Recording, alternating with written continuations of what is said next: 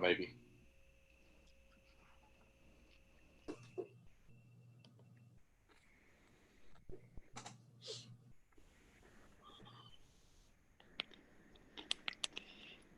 I'm going to turn my volume down because I can't find the mute button, so I'm just going to listen in. Okay. I think Josh can mute you if he needs to.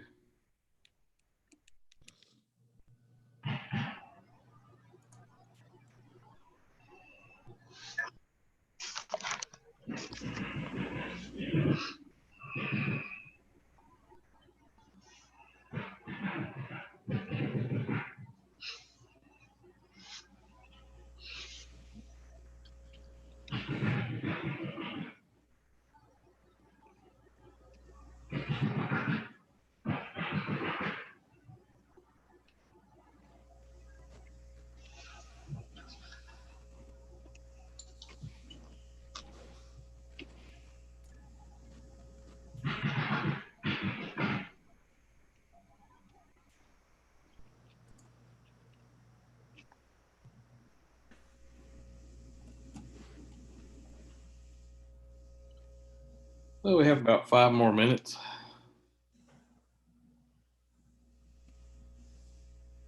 And we'll try to get started close to on time.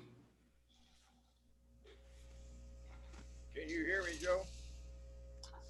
Yeah, it's a little weak there, but I can hear you, Art. All right, is that any better? Yeah, I can hear you. Okay. Yeah, it's got this little lab tech mic here. I'll talk into it if I talk. So. Okay. Very Pretty good.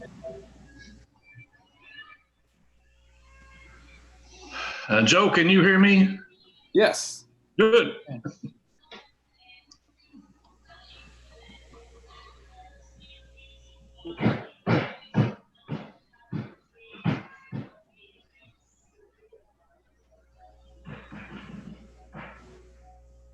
I can hear all the background noise in your house, but Josh will mute you when we start. That'll be fine. I'm getting my house roofed. Oh, all right. I'll mute myself. Yeah. All right, fine for now. We got close to 5 more minutes.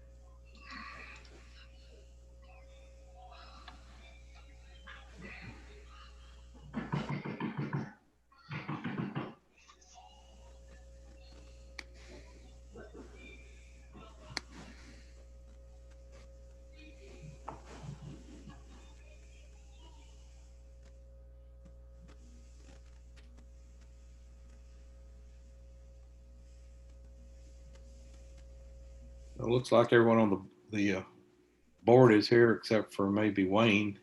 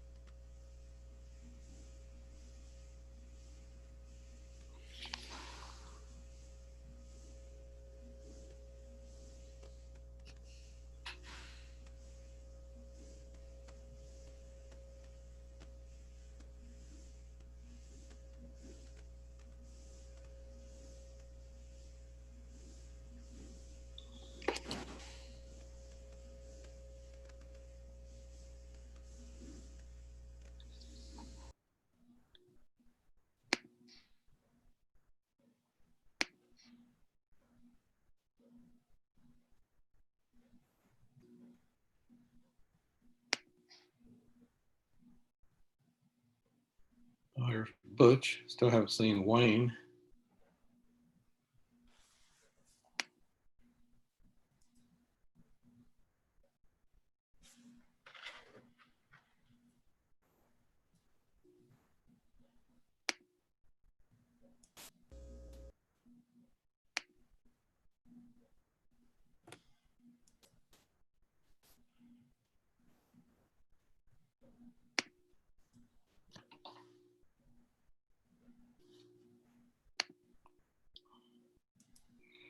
So we got 17 people so far. And we'll be starting in about 1 minute.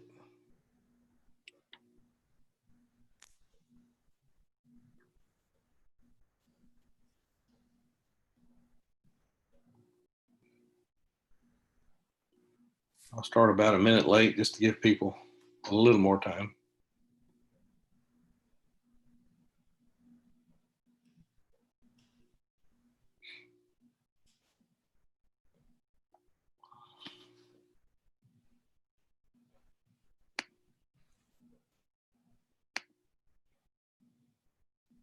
Oh, there's Wayne.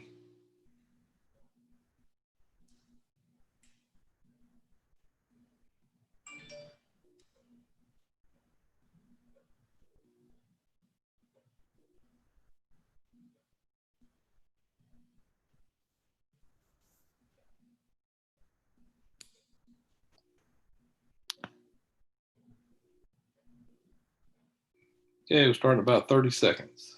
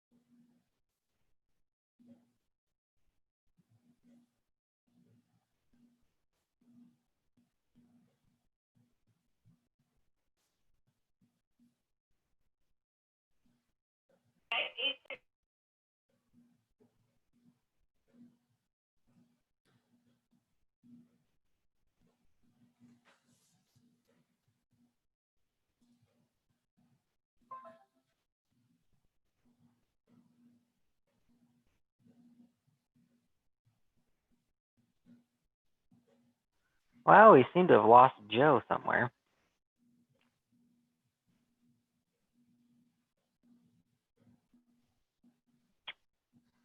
give him a second to get back on.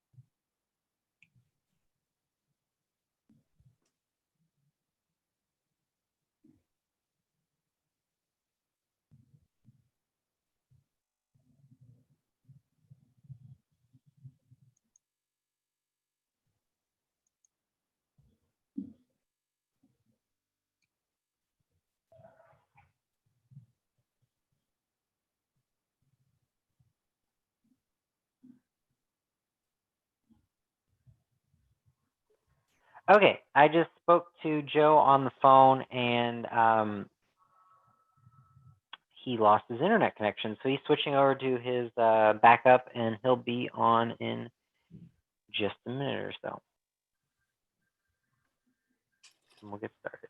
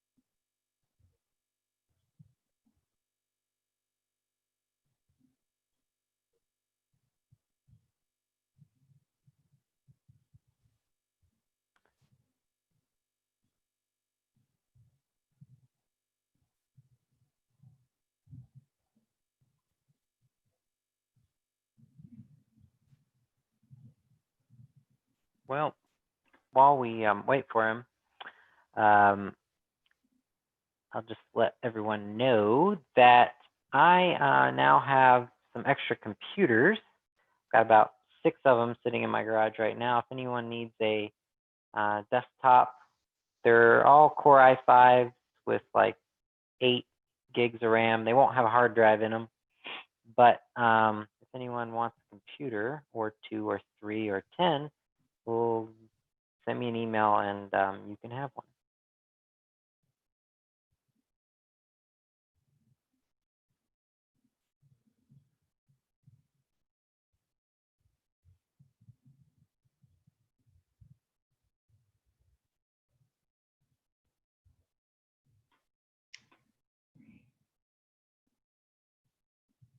Quiet group.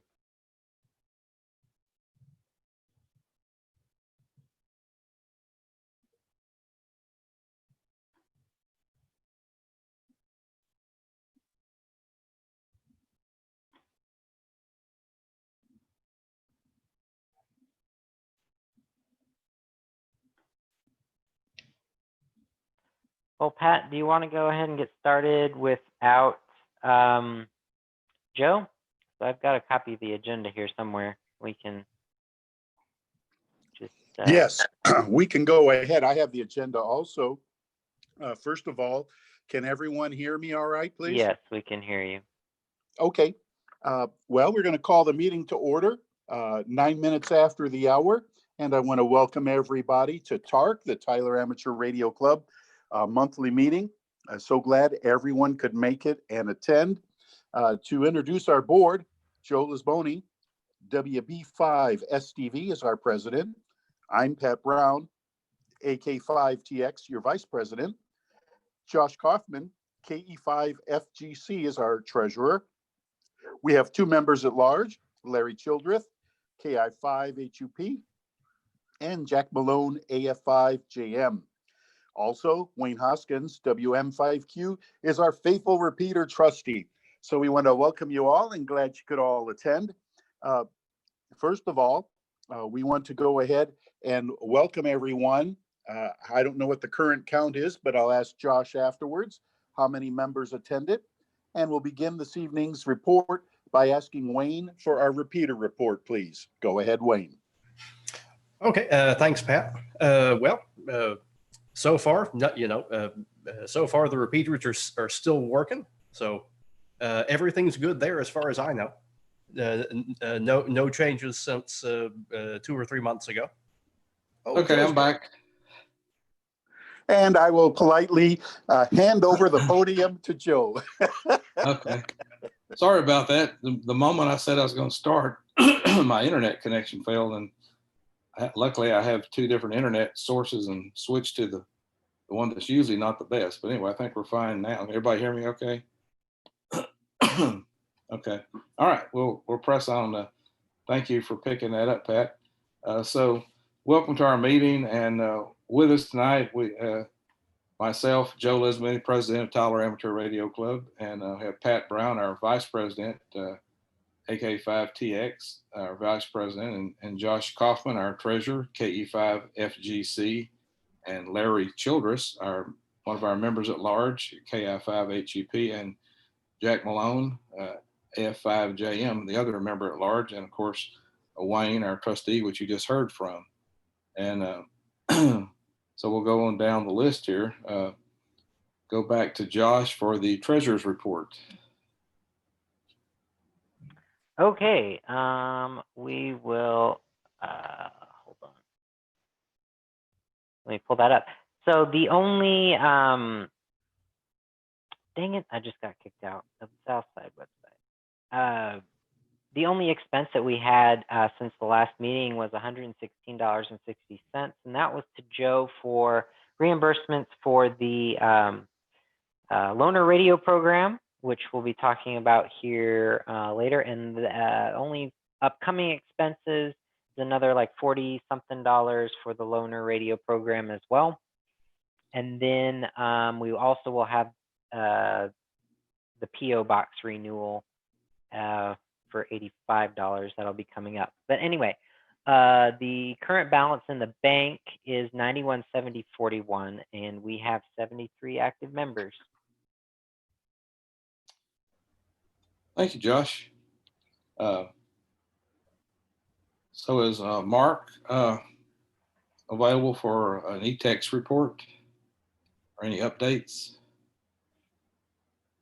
Or John Newman? I think John was on the road. Anyone else from E-Tex can give us an update on any upcoming events?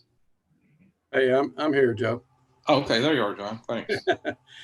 I really don't have anything. I guess the only thing we've been working on or having discussions regarding that would appreciate anybody else's thought on is the what we're calling last mile communications. When we have an exercise, and especially with the COVID-19 situation we're in now, the question comes up as how do we communicate between like a hospital?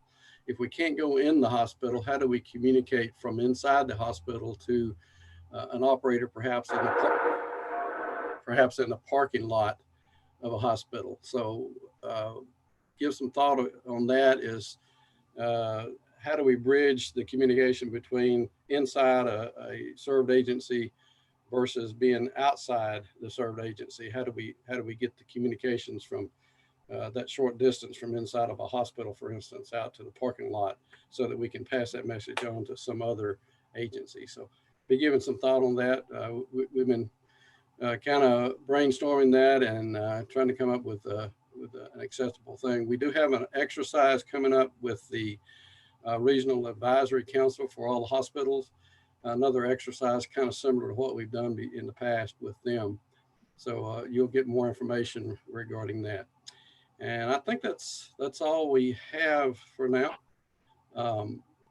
We'll be putting, I think I'd mentioned this, we'll be putting another repeater up toward Gilmer.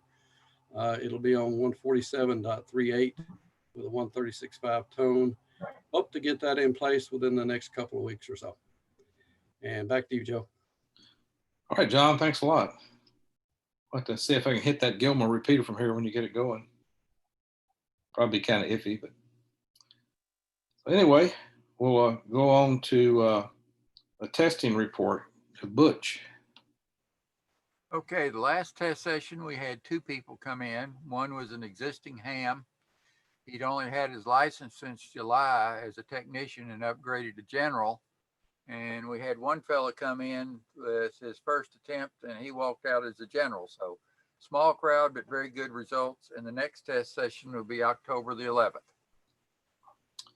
All right, thank you, Butch. You're doing a great job there, and I think Patrick helped train a lot of people. We're getting a lot of interest, a lot of new hams and new members to the club. So sounds like things are going well. All right, is Gene online here? No, but he did give me a couple of things to pass on regulatory updates. Okay. First of all, most of you have probably heard that the FCC is proposing a $50, I believe it's application fee for any kind of activity, licensing activity that does, other than just a change of address. So that would apply for, so that would be on top of,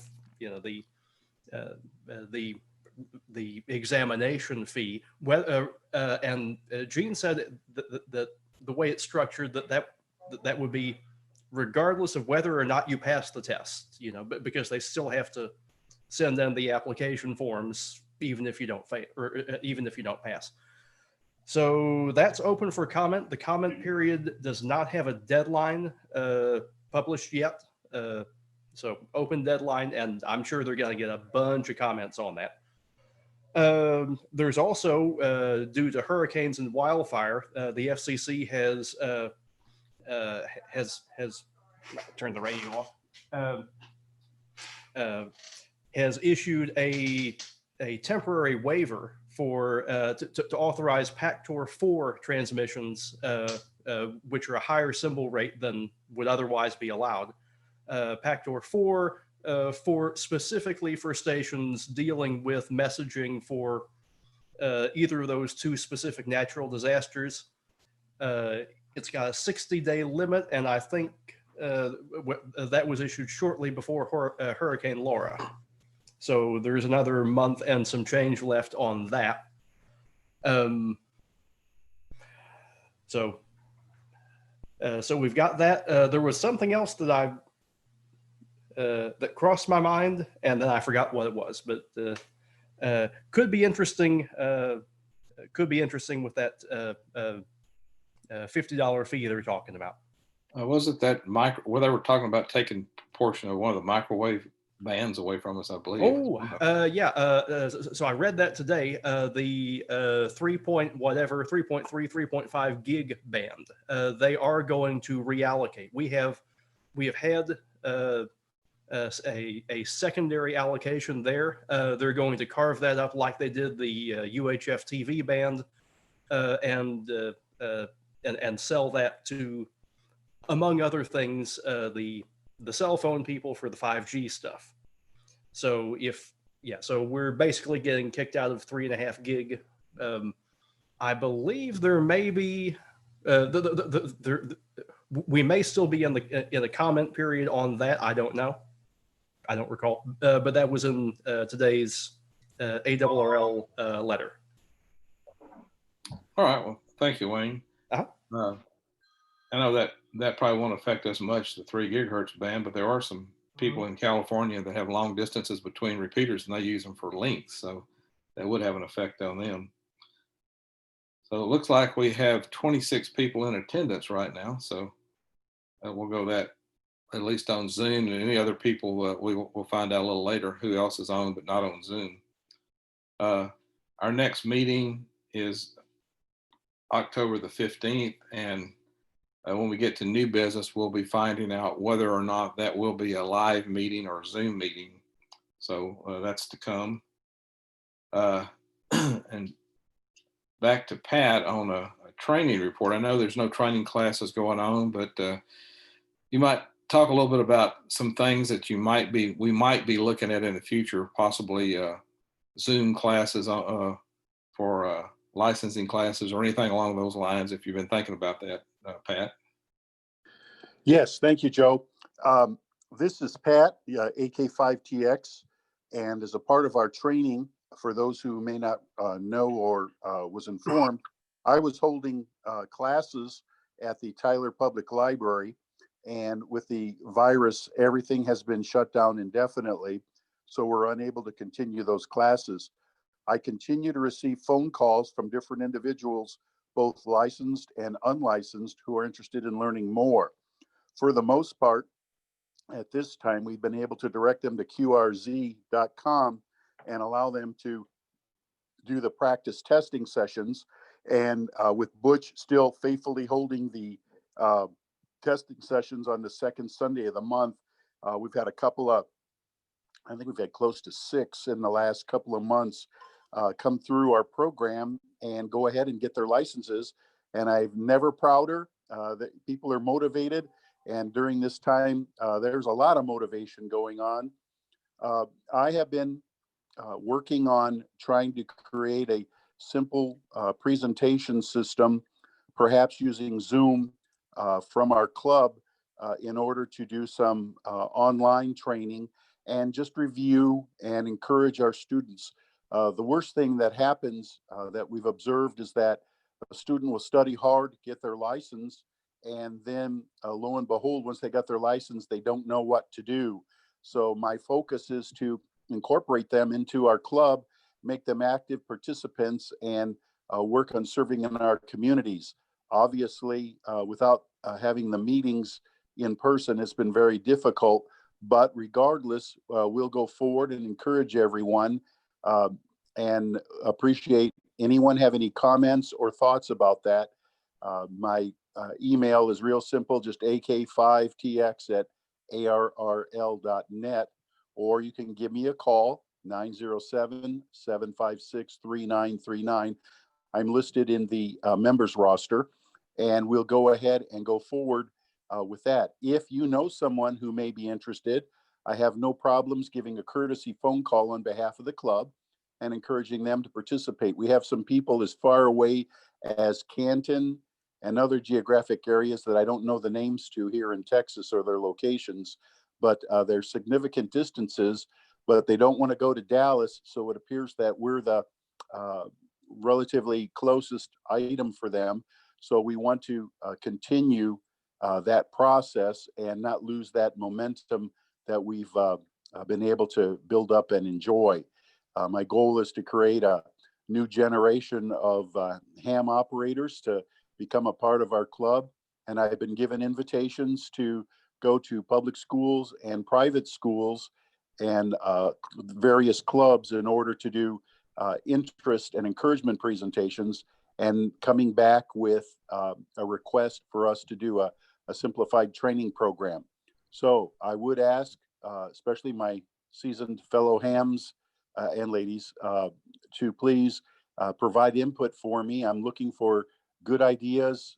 Keep it simple and keep it active and have a lot of fun while we're doing it. And of course, it will serve our community in time of disasters or needs. I'm just expressing my appreciation for the club, East Texas Emergency Services, and the other groups.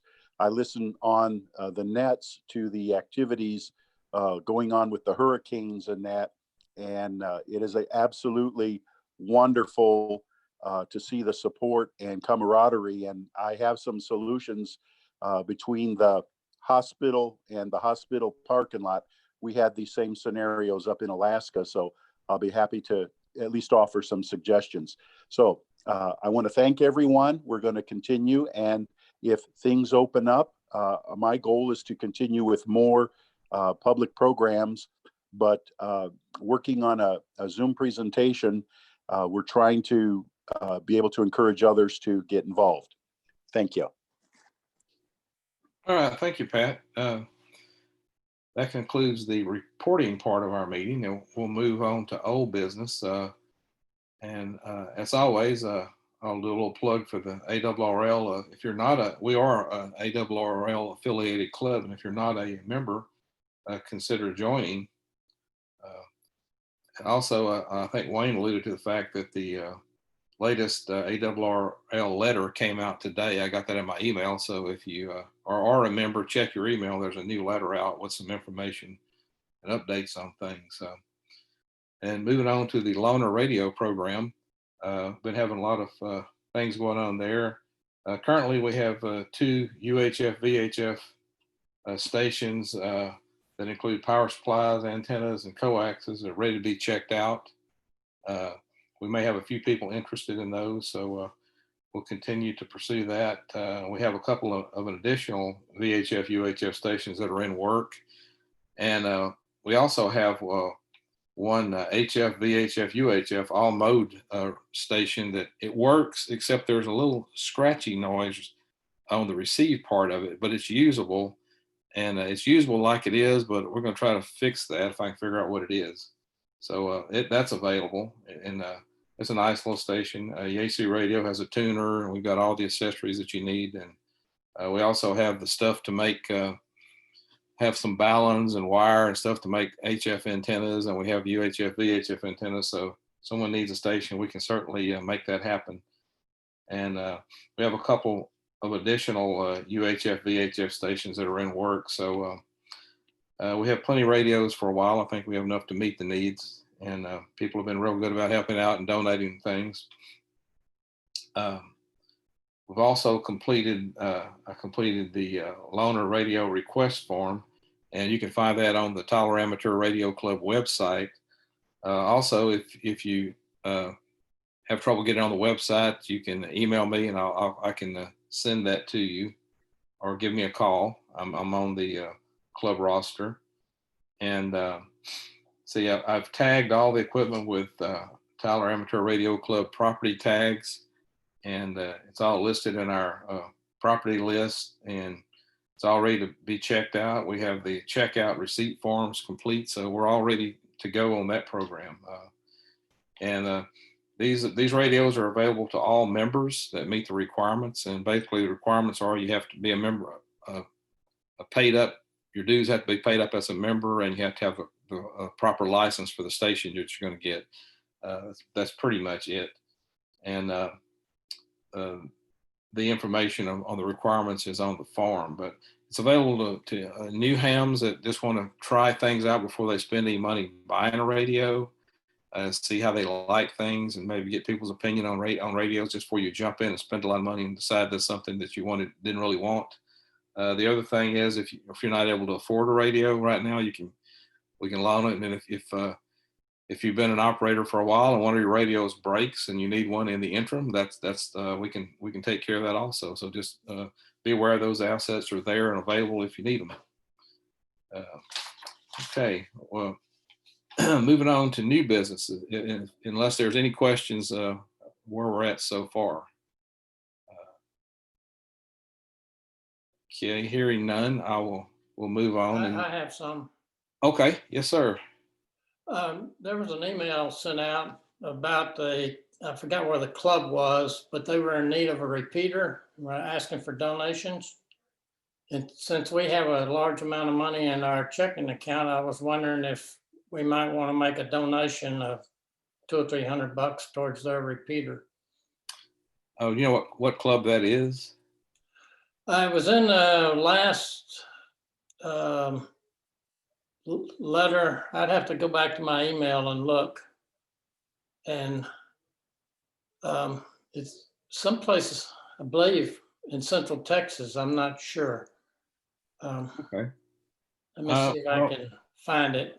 Yeah, if you can find that and send that to me, we can take it up with the board of trustees, and then if we decide to go that direction, we can approve that at the next meeting. Yeah, it was one that John Armstrong sent out. It was one of those, the last 2 or 3. SAM, that's it. SAM needs help. San Antonio Mountain, wherever that is. But I'll forward the email to you. Okay. Appreciate it. All right. Anything else? All right. We'll move on to new business. And I know a lot of you have wondered when we're going to start back with regular meetings. Well, the Shiloh Road Church of Christ has approved us to start live meetings back this month, but the Board of Trustees met and we decided not to do that right now. What we thought we would do was poll the members and see kind of what they wanted to do. And so what we came up with is 3 different questions, options. So one of them would be to meet in person only, like we have done in the past at the church. The other would be to meet on Zoom only, like we have been doing. And the third option, we'd meet in person, but also have the Zoom available for those who wish to use it that are can attend for some reason or do not feel comfortable because of the COVID to attend. So what I'd like for everyone to do right now, if you see that on your screen, go ahead and pick your option there and then hit the submit button. And in a moment, we'll have Josh tally that up. And I'm doing mine now. And once we get those in, if you are not on Zoom and you would like to vote on those options, please let us know verbally, unmute yourself and let us know, and we can put your vote on one of those 3 options, add it to what we've got. So we'll give everyone a moment to do that. And Josh, if you can let me know when you think we've got everybody that's online voting. We got 25 or 27. Okay, so we're got 28 people online, so we're looking for one more vote. Did you vote? It won't let me. Oh, okay, well then I think we got everybody. So is there anyone else that's on right now that is not on Zoom that's coming through another connection that would like to verbally state their option? Please do so now. You can unmute yourself and we'll record your vote.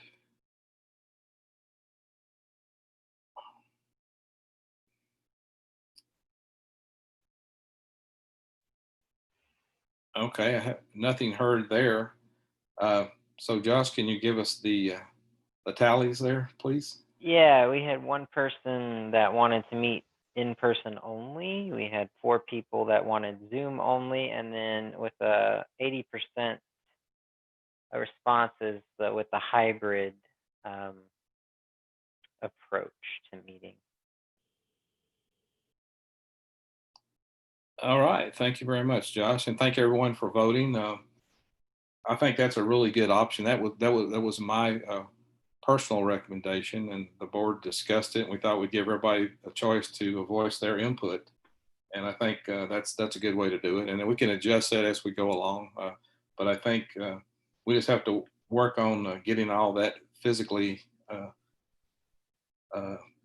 all connections ready to make and stuff by the next meeting. But we'll try to do that. So our next meeting then will be a live meeting at the Shallow Road Church of Christ, and will also be, I guess, simulcast, you could say, on Zoom, so other people then can participate. So, thank you very much. Let's see.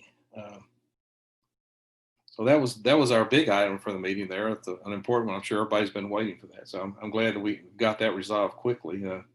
This makes it a very efficient way to vote. So I like Zoom in that regard.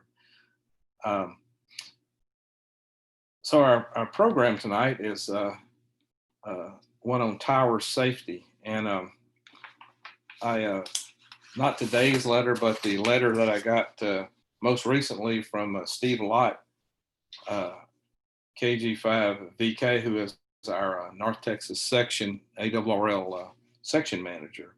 And in one of the paragraphs of his letter, he said, once again, I make my plea for safer tower climbing to everyone. If you think free climbing or climbing without a climbing belt is safe, you're only kidding yourself. Every ham radio club should take time out to present a video or two on safe tower climbing.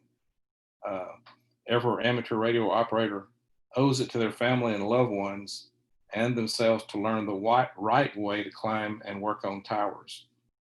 And by the way, and I've read this also, that the climbing belts that most of us have and have used over the years are no longer approved by OSHA because there's been too many accidents and incidents with them. So now they're requiring a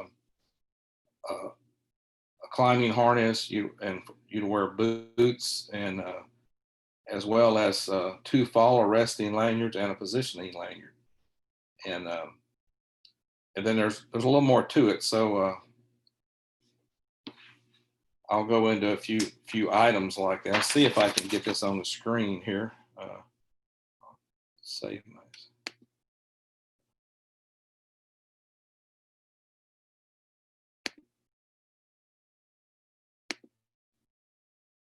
Okay, does that work, Josh? No, you'll have to click the green share screen button at the bottom. I thought I did.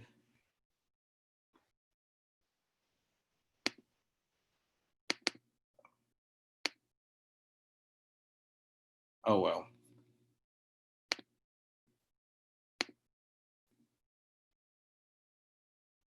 That's okay. I don't really have to do that. I made a few notes on some common horse sense kind of things about antenna safety and tower safety. And if you put up an antenna system, it's potentially going to be affected by the wind, ice, lightning, and you should keep these things in mind and design your antenna system so that it'll withstand those things. So, and another thing to think about is if your antenna or supporting structure falls, it can cause property damage and cause injury to people, or could actually kill someone. So be aware of that potential liability, because you could be held liable for anything on your property that falls and damages someone else's property or hurts someone else. So you may want to think that through your design, and also add that to your homeowner's insurance, or just be prepared to deal with that liability. And the other thing is, towers are very inviting to children. They walk by and they see a tower, anything you can climb on. I mean, when I was a kid, I climbed all kinds of stuff I shouldn't have been doing. So you want to kind of make it less inviting to children. Hopefully your yard is fenced, or there's a fence around your tower, or you can put anti-climb devices on, keep kids from climbing, because that's something they shouldn't be doing, but if they get hurt, you'll be liable. So you got to remember those kind of things, and you could be sued, and it's a sue happy world we live in now. So you got to be cognizant of that. And just some general rules rules of thumb is before any antenna installation is started, take time to plan it properly. Follow your manufacturer's installation instructions for the tower or mast you're putting up. Make sure you have the proper footing, the proper depth. Most of them require a pretty big hole and a lot of cement. And if you need guy wires, make sure that those anchors are per their specifications. And also ensure that the tower you're going to use is rated for the proper weight and wind load of your antennas. Because the more stuff you add on a tower, the bigger wind load there is and the heavier it is. So if your tower is not made to withstand that, then you could have some problems. Some areas in cities, you're required to get a permit. And if you get caught without a permit, you could be fined. And if something happens, you maybe even get in more trouble. And a big one here is never install antennas, towers, or masts near power lines. That's kind of a no-brainer, but unfortunately people do that and have been killed doing it. And the basic rule of thumb on that is a tower or a mast should be installed twice the height of the installation away from the power line. So ever how high your antenna system is, you should be twice of that far away from any power lines. And never run any antenna wires over or under power lines, because I don't know about you, I've had several antenna wires fall down. And when I was a young ham, I had a mast fall down and cut my neighbor's fence in half. Luckily, he was a nice guy and wasn't too upset about it. So things do happen. So, and it was my fault because it wasn't properly secured. And if you don't have the knowledge or equipment to install an antenna system or climb a tower, if you can hire a professional to do it. And if that's not feasible, seek someone out in the club that has the knowledge and the proper equipment to do it, to help you do it. So you don't want to attempt these things by yourself, especially without the right equipment and without the proper knowledge and or training. And when you're going to climb a tower, there's a lot of things that you need to consider. You have to have the proper safety equipment. That includes a proper climbing harness with 2 fall or rest lanyards and a positioning lanyard. And we do have a little video coming up afterwards that kind of addresses these facts. And a hard hat, the climber is supposed to wear a hard hat, and any people on the ground are supposed to wear a hard hat. And you should never free climb a tower, and you shouldn't climb a tower without at least one observer and people on the ground helping you out. And it just makes sense to have people helping you, because otherwise you're going to be climbing up and down the tower the whole time you're working instead of people being able to pass stuff up to you. Inspect all your equipment before using it. And if you're using a gin pole, it's better to use a snatch block at the bottom of the tower so you get a little more leverage and it keeps the line from flopping around. And make sure that all your ropes are in good shape and use the right high quality rope, not cheap rope or polyester rope that stretches. And the video will go over a little bit of that stuff. The big thing is, before you climb any tower or any structure, inspect the tower really well, the base especially, because water gets in towers and gets down the base of the tower and tends to rust them out. If you see any rust or corrosion, then I would consider that tower unsafe. And check all supporting structures. If it's tied to a house or anything like that, make sure that is secure. And make sure if it's guyed that all the guy anchors are good, the guy wires are good. So before you get up there and risk your life, make sure that what you're climbing is safe to climb. That's and from reading through a lot of accidents, I found that that's probably one of the bigger causes of accidents is people climbing towers that collapse because they're all corroded or old or not put up right. That's mainly because they probably didn't inspect it well, or if they did see something wrong, they thought it wasn't a big deal. So take that seriously. Just scanning through a quick scan of the internet, there were at least 3 amateur radio operators killed in tower accidents last year. And I'm sure there's many more, but they're not really listed anywhere because they're not industrial related or job related. So OSHA doesn't track those. And unless they made news headlines and got picked up on the internet, they don't show it. So I say at least 3 because there's probably more than that. And then just taking a look over the last 5 years of professional tower climbers who have the right equipment and are supposed to know what they're doing. There's been 32 of them killed in the last 5 years in towers in the working on towers in the United States. So, and there's been at least one amateur radio operator killed this year, probably more that we just don't know about. And like I said, because OSHA doesn't report them because they're not required to, so they may or may not have been reported. The ARRL antenna handbook is a really good source of information. It gives you a lot of information on antenna structures and towers and some of the engineering that's required to make those things safe. And all the manufacturers of towers publish that information. And when you buy that stuff, it comes with it. And if you buy one from somebody, you can get that information online. So make sure that everything that you do everything properly. And then when you put a tower or antenna installation up, make sure that you inspect it regularly. Make sure your guy wires, if you have any, are tensioned. Make sure that you're not seeing any corrosion, those sorts of things. Because a lot of people will put a tower up and they don't think about any kind of maintenance. Well, you really need to keep a watch on everything. Any antenna system you have up, you need to check it regularly because the weather is pretty brutal around here sometimes. And and not only that, I've had squirrels take half my antennas down several times. So if you get a high vis war, go outside and check your antenna system because it could be laying on the ground. So anyway, that's enough of that. That's more, like I say, a lot of that is just common horse sense kind of stuff, but it's stuff that if you don't pay attention to will get you killed or hurt. So Josh, if you can cue up that that video, it's there's a 5-part series that I found on YouTube that's sponsored by DX Engineering, and it's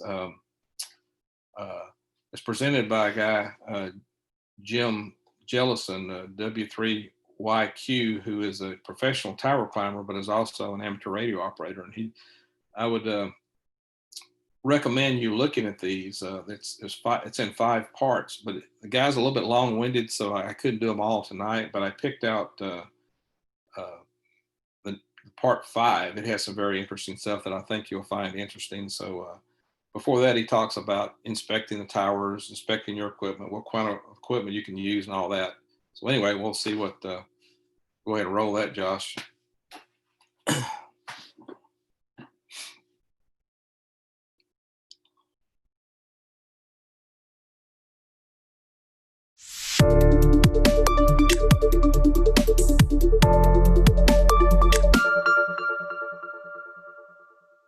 Trust me, there's just nothing good about hanging from a fall arrest lanyard.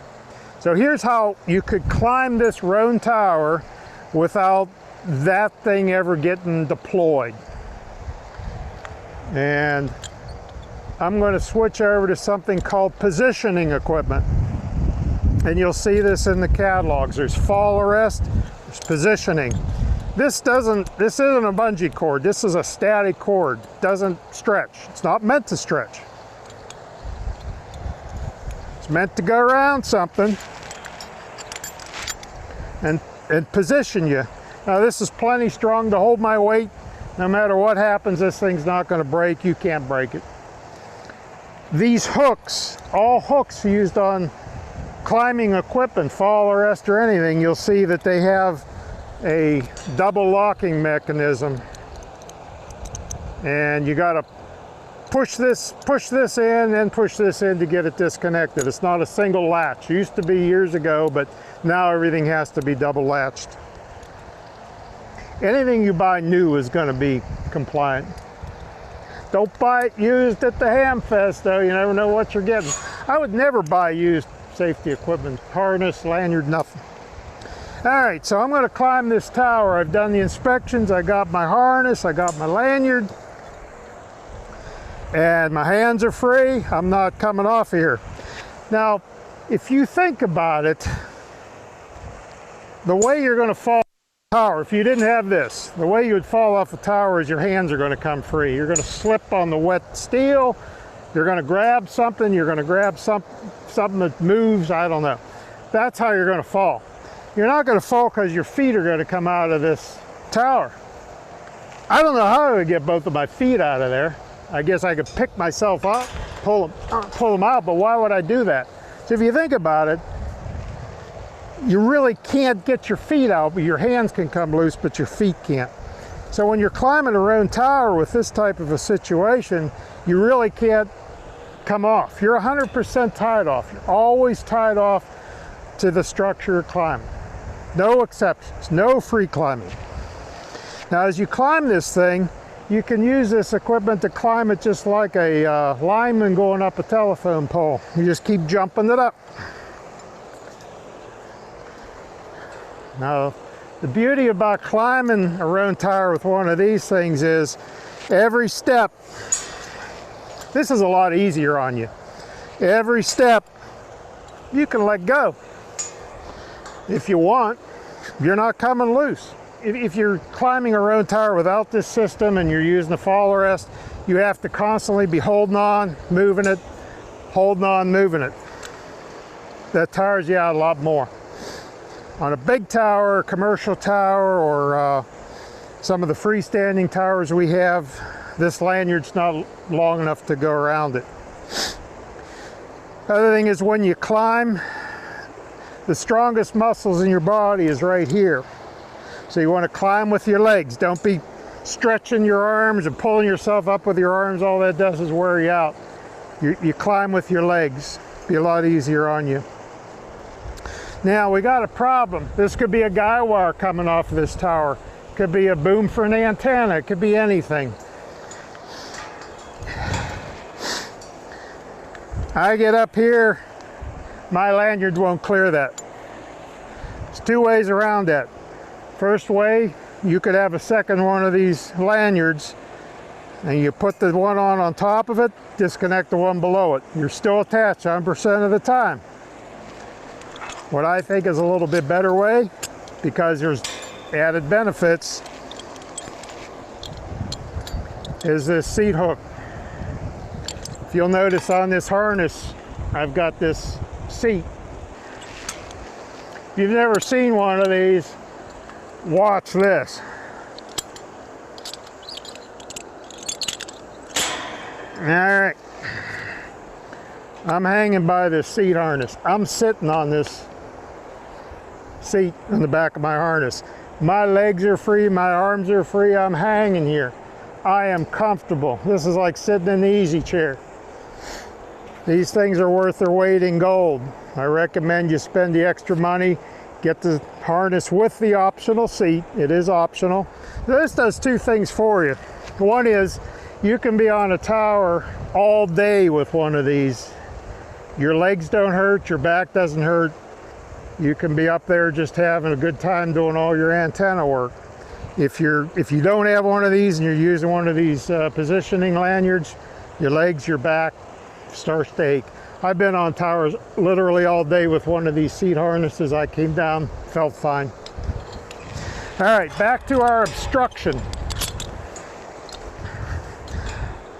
100% tie off. I am not going to be disconnected from this tower at any point. So either I have a second lanyard that goes around. I don't like to do that. I have a seat hook. So I'm going to drop that in. And this is not 5,000 pounds, but we're not talking fall arrest. We're talking positioning lanyard. 5,000 pounds by OSHA is required for attachment points on fall arrest if you read the rules. I'm not fall arresting, I'm positioning. So I'm hooked up on this now. I disconnect this lanyard, go around above it, hook it back up, take this off, keep going up. Simple as that. I was never free climbing, I was never disconnected. Coming down's the opposite. Now, before I come down, let me tell you one other thing that I think is important.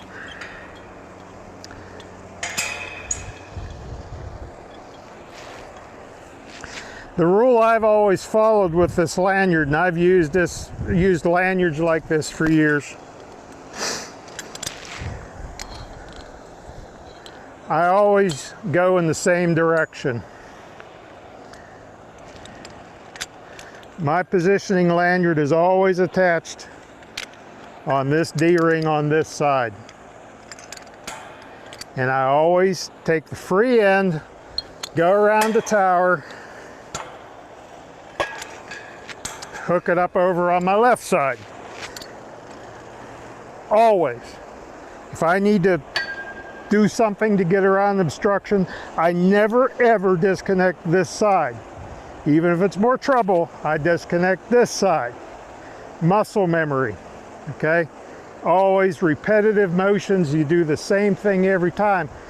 I think if you start alternating, you're just subjecting yourself to more risk.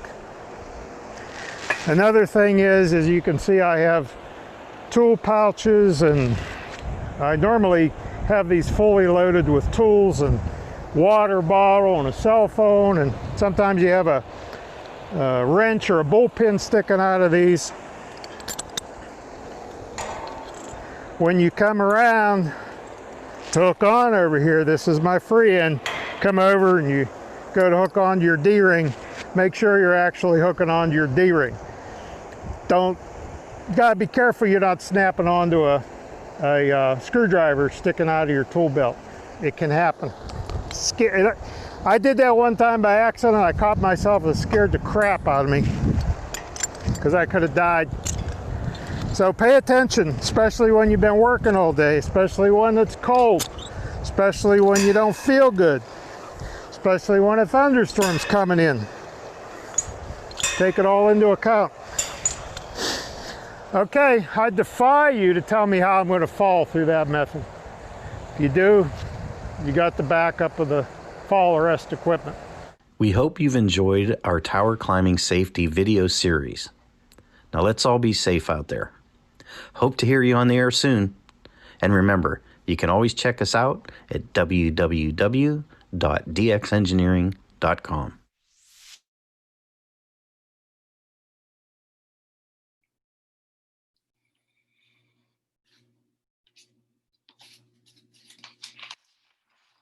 All right, thank you, Josh, for queuing that up, and hope everyone got something out of that. I got a lot just out of watching his technique, and I would say, like I said, if you're planning on doing any tower work or even having any done soon, I would watch that whole series because he goes over all the equipment and the whole, it takes you a little while to watch it all, but it's very well worth it. He gives some really good advice, and he's a professional.